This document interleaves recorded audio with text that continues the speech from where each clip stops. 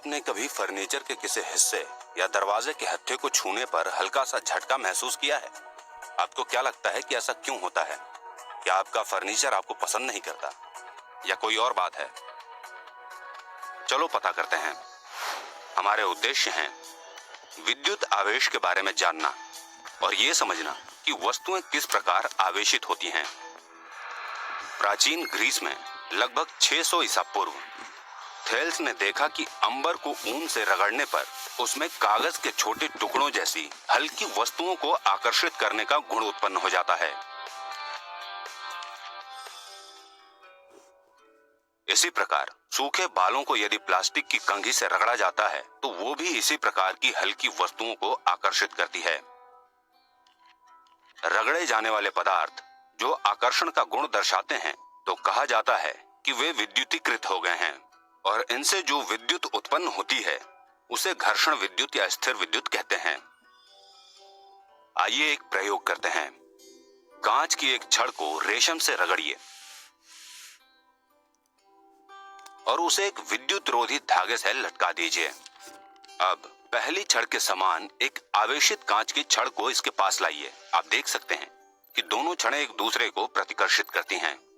हालांकि यदि फर के साथ रगड़ी गई प्लास्टिक की छड़ को समान कांच की छड़ के पास लाया जाता है तो दोनों छड़ें एक दूसरे को आकर्षित करती हैं।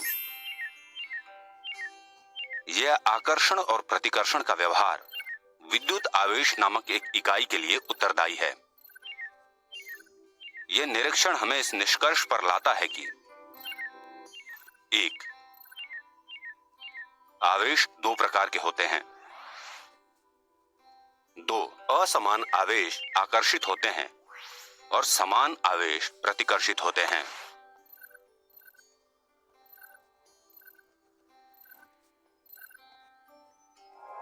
जब विद्युतीकृत प्लास्टिक और कांच की छड़ को संपर्क में लाया जाता है तो उनके द्वारा अर्जित आवेश परस्पर उदासीन या शून्य हो जाते हैं और छड़ें फिर एक दूसरे को आकर्षित नहीं करती हैं। अमेरिकी वैज्ञानिक बेंजामिन फ्रैंकलिन ने इन आवेशों को धनात्मक और ऋणात्मक नाम दिया। लेकिन ये आवेश कहां से आते हैं? प्रत्येक पदार्थ के समान ही कांच की छड़ में कई परमाणु होते हैं। प्रत्येक परमाणु में मूल कण होते हैं जैसे इलेक्ट्रॉन और प्रोटॉन। द्रव्यमान के समान इनके भीतर एक अन्य आंतरिक गुण होता है जिसे विद्युत आवेश कहते हैं। ये एक अदिश भौतिक राशि है और इसका एसआई मात्रक कूलॉम होता है। परंपरागत रूप में इलेक्ट्रॉनों में ऋणात्मक आवेश होता है जबकि प्रोटॉनों में इसी के बराबर मात्रा में धनात्मक आवेश होता है। चूंकि प्रत्येक परमाणु में समान संख्या में इलेक्ट्रॉन और प्रोटॉन होते हैं, ऐसे में प्रत्येक परमाणु का कुल आवेश शून्य होता है। परिणाम स्वरूप संपूर्ण कांच की छड़ विद्युत रूप से उदासीन होती है। ये रेशम के लिए भी सत्य है। लेकिन जब उदासीन कांच की छड़ को उदासीन रेशमी कपड़े से रगड़ा जाता है तो रगड़ने में व्यय ऊर्जा का उपयोग इलेक्ट्रॉनों को स्थानांतरित करने में होता है। रगड़ने के दौरान घर्षण के कारण कांच की छड़ के परमाणु इलेक्ट्रॉन खो देते हैं। ऋणावेशित इलेक्ट्रॉन की कमी से आवेश में असंतुलन उत्पन्न होता है। इसलिए कांच की छड़ के परमाणु में धनात्मक आवेश विकसित होते हैं। ये इलेक्ट्रॉन रेशमी कपड़े के उदासीन परमाणु द्वारा प्राप्त होते हैं और अधिक इलेक्ट्रॉनों के कारण आवेश में असंतुलन उत्पन्न होता है। परिणाम स्वरूप यह ऋणात्मक रूप से आवेशित हो जाता है। रगड़ने के दौरान यही प्रक्रिया बार बार दोहराई जाती है और कांच की छड़ धनात्मक रूप से आवेशित हो जाती है और रेशम का कपड़ा ऋणात्मक रूप से आवेशित हो जाता है।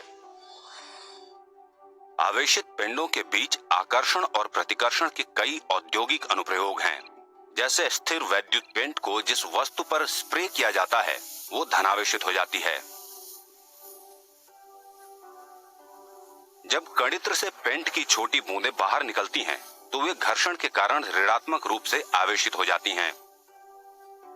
आकर्षण के कारण पेंट की ऋणात्मक रूप से आवेशित बूंदें धनात्मक रूप से आवेशित वस्तुओं पर जमा हो जाती हैं और पेंट को किसी भी बर्बादी से बचाती हैं। सारांश। विद्युत आवेश पदार्थ के मूल कणों का एक आंतरिक गुण है। ये ऋणात्मक और धनात्मक हो सकता है। एसआई मात्रक में आवेश का परिमाण कूलॉम C में मापा जाता है। समान आवेश एक दूसरे को प्रतिकर्षित और असमान आवेश एक दूसरे को परस्पर आकर्षित करते हैं।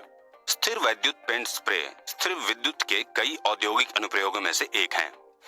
तो अब आप समझ गए होंगे कि कभी कभी फर्नीचर को हाथ लगाने पर जो झटका आपको लगता है वो क्या है। ये बेहद मंद होता है और शायद ही आपने इस पर कभी इतना ध्यान दिया होगा, लेकिन कभी कभी ये बड़ी तीव्रता से लगता है।